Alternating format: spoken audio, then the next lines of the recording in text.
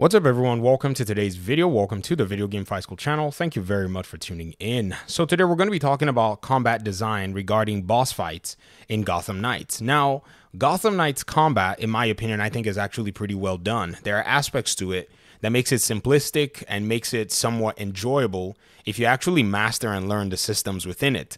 I think a lot of people that played the game, and I don't know, maybe they ranked it, whatever it is they ranked it, did not bother to explore too much into what the combat system could look like. The combat system does have a lot of different aspects to it based on using momentum abilities, your gear that you actually build and craft, and all of the above. You really see it shine in the combat of the game. So a lot is meaningful overall.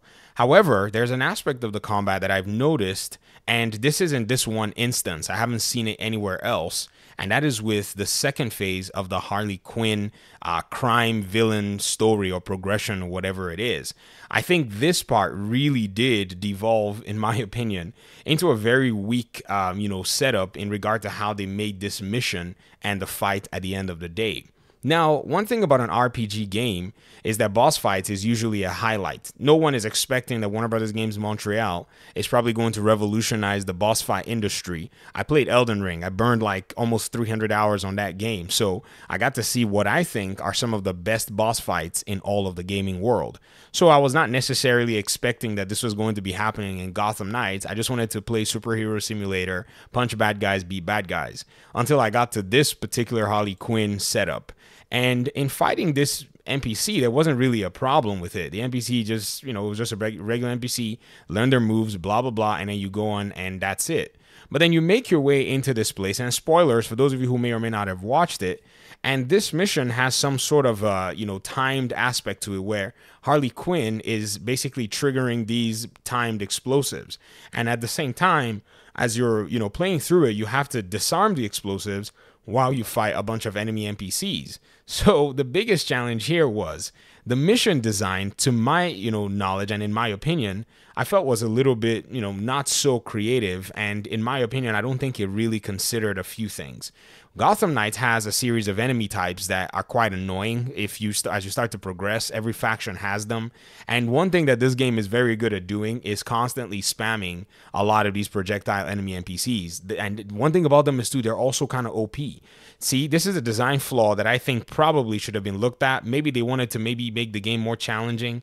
As it stands, I'm playing right now on hard. That's the video clip you're seeing. As you're fighting these guys, Harley then eventually starts to randomly trigger one of the bombs, and then you have two of the heavies show up at the same time. One of them uses an elemental attack, or a wave of elemental attacks. The other one uses a shield attack abruptly. And at the same time, while you're trying to run under this pressure, I think what they want you to feel is the tension that, you're trying to disarm these bombs while you're getting and being under attack. Now, I don't know if it's something to be maybe jesty or jestful about the character, but to me, this mission design kind of sucks. And the reason I say that is because I think they could have just done a simple linear set of mission aspects that would have just not tried to be this creative and then finally missed the mark because of the enemy types that the freaks have. I'm trying to hit this enemy type and they're just dodging at the wall, and then I get bam, projectile. And so that's the thing, it has to be a really nice balance so that the player doesn't have to get frustrated at the experience overall. Because if you're trying to challenge yourself, then you really do need, I think, very limited set of parameters that you have to control for in order for you to be able to say, okay, this is based on my pure skill alone. And I think that's where this small, level kind of misses the mark. And no doubt, if you actually take this and put this in any other scenario, right?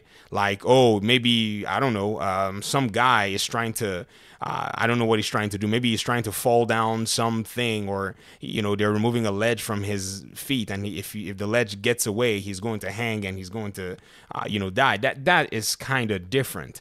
But this one that requires for you to use the entire arena rather than a specific point to trigger something while fighting these baddies and while trying to avoid damage and projectiles and so on and so forth is just, in my opinion, kind of weird. But other than that, I don't think I have any critiques so far regarding other mission designs in terms of maybe Mr. Freeze and even something regarding Harley. I think I played the very first side, which was the prison one, which is just basically a brawl. But I think this mission design was a little off, and I can't necessarily get around it. At some point, as I was actually playing my way through it, because again, when you're playing on a hard difficulty, and it might seem like, maybe I'm whining, maybe I need to get better at my skill, possibly. But I do see that even on a lower difficulty, there was still a challenge, because this is my second time playing this particular mission. I played it at first with Robin on my Xbox, Series X, and then decided when I came here, I was just going to play on hard. But man, it was just kind of weird to see how the mission design was, the enemy choices, and even some of the, little prompts that you were required to put into perspective. So for those of you who played this mission, I want to basically get your feedback. I want to know how you were able to overcome this on a higher difficulty, if you did play it on a higher difficulty, and I want to know what it is that you thought about it. Did it suck, or was it something that you were easily able to overcome?